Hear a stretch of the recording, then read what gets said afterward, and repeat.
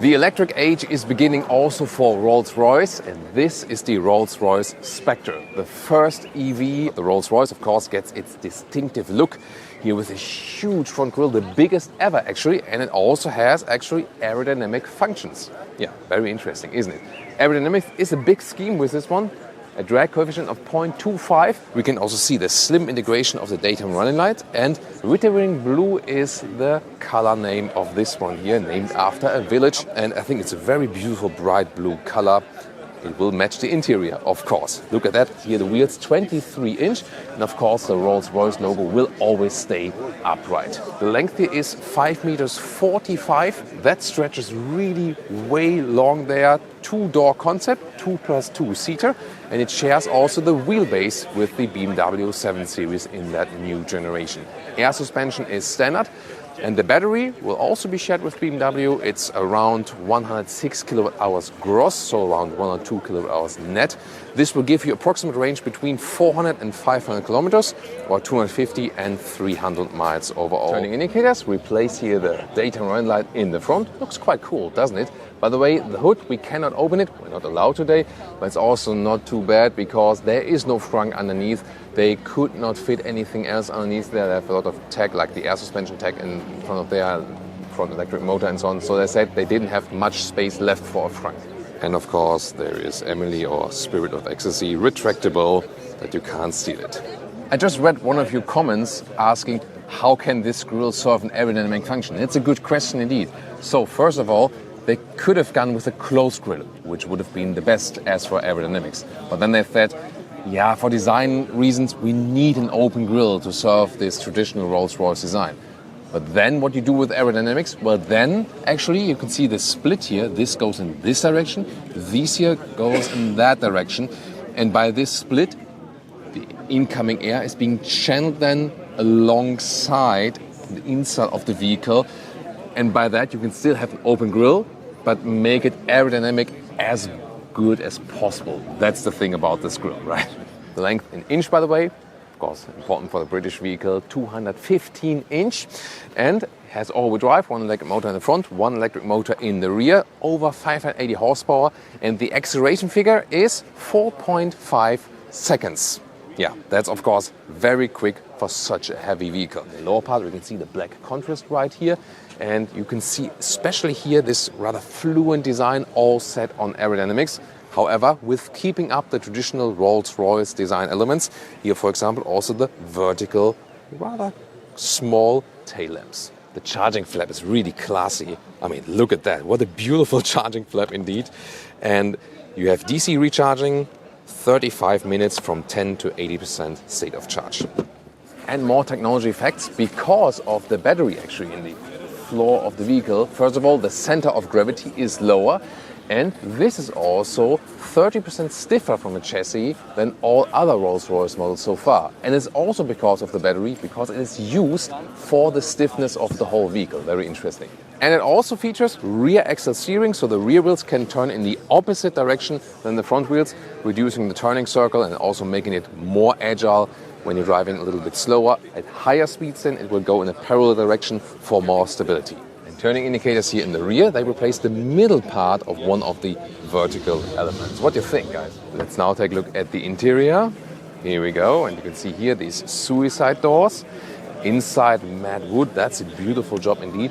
And I like the color matching here from this bright blue on the exterior to the bright on the interior. And the interior is a little bit brighter though, but I think it still fits. Huge entry badge, and when you take a look inside, you can see the attention to detail. For example, at the seat belts, that it's kind of enclosed, or once again also these really high floor mats that are also typical for Rolls-Royce. And of course here, the umbrellas. That's a really long umbrella indeed. And of course also color matched. Yeah, we need it here today at Lago di Como. It's really rainy. And when you take a look at the inside of the ceiling, it has actually 1,200 stars from underneath the ceiling. Let's now get inside. This is here a right-hand drive version. So I'm getting on this side. And wow, I mean, I like the floor mat still. It's my favorite actually. Headroom here with 189 or 602. Leaves a lot of headroom there. only one thing that's disappointing, that they do not offer any alternatives from works for animal skin yet. So I really appreciate the craftsmanship and the attention to detail. I mean, going electric, sustainability, caring about animals and humans in 2023 here, they should offer also animal-free interiors, definitely. Other luxury brands also do that already.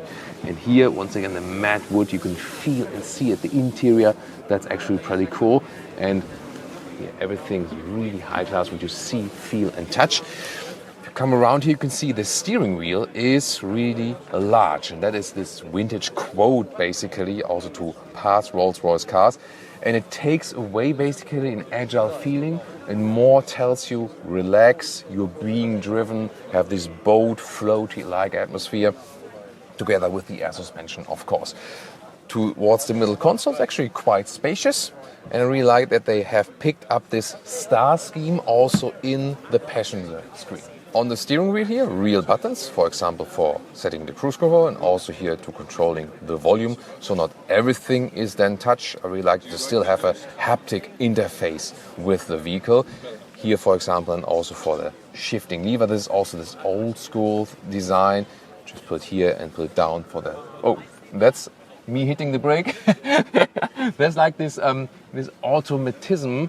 So when you get inside the vehicle and put in the gear, then you press the brake first, and here you can see the brake closes the door. By the way, at the middle console, you pull the buttons, and then you also have the automatic door closing. Being a modern vehicle, you also now get digital instruments, but still in this analog design. In the middle console, you can still control the GPS, for example, with this one, so you don't have to use touch. On the dashboard, more of this beautiful matte wood, and even more classic design here with hotkeys, for example, 1 to 8. And also, what I appreciate most, you can play the climate DJ here. And when you move these turning knobs here, they're really soft. It's really like 80s high-class stereo with real metal and not this new everything just hashtag capacitive BS. And also when you hear like warmer and colder, just when you use them really slightly, it just feels really, really good. It's like this one open then for cup holders. Then here we have more storage underneath. And about the infotainment system, this is all also BMW Group design. But the good thing is you know what you get. And it's also fairly easy. This is already then based on the BMW OS 8. And here I'm controlling it from below. Android Auto, Apple CarPlay, available wireless. You can see you can also use it via touch. You can see the map is also decently responsive. It should not be missing here the analog clock in a very elegant design. You see, when I'm driving in the front driver's seat, there's not much legroom behind that seat left. Nevertheless, I know you like it when I'm getting in the rear. Here it moves forward automatically, and then I can crouch inside. With these high floor mats, even with business shoes, you feel like you would need to take them off. And well, first of all, the seating comfort here is very cool. And headroom-wise, it also works with 189 or 6'2". You have cup holders here, separate climate control, even more space, USB-C charging. And of course, from here, you can watch that star ceiling. And when I turn this one back in here now, let's see, it moves back. Then at some point, it should stop. But can I still sit here when the seat is driving back to my initial driving position?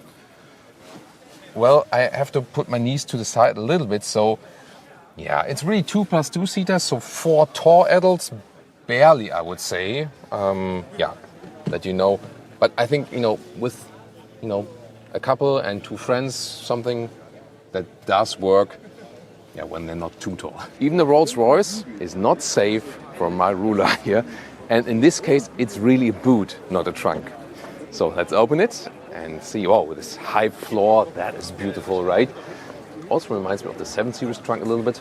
Here underneath, you can store your charging cables. And the length is actually quite significant. So here you have like 1.10 meters or 43 inches, just that you are limited in height right here at about 40 centimeters or 16 inches. But luggage for 2, this is actually no problem. We can expect that this one here, due to the low center of gravity and the stiffness coming with the battery housing, the battery itself, will drive probably better than any other Rolls-Royce so far. And of course, the electric performance is there too, with a rear wheel bias, because the rear electric motor is stronger than the front one. With the driving review, we will keep you updated here on Autogefühl with Thomas, you know, always in 4K, full screen, full length. And now enjoy the next video, like the BMW 7 Series or recent comparison 7 Series versus S-Class.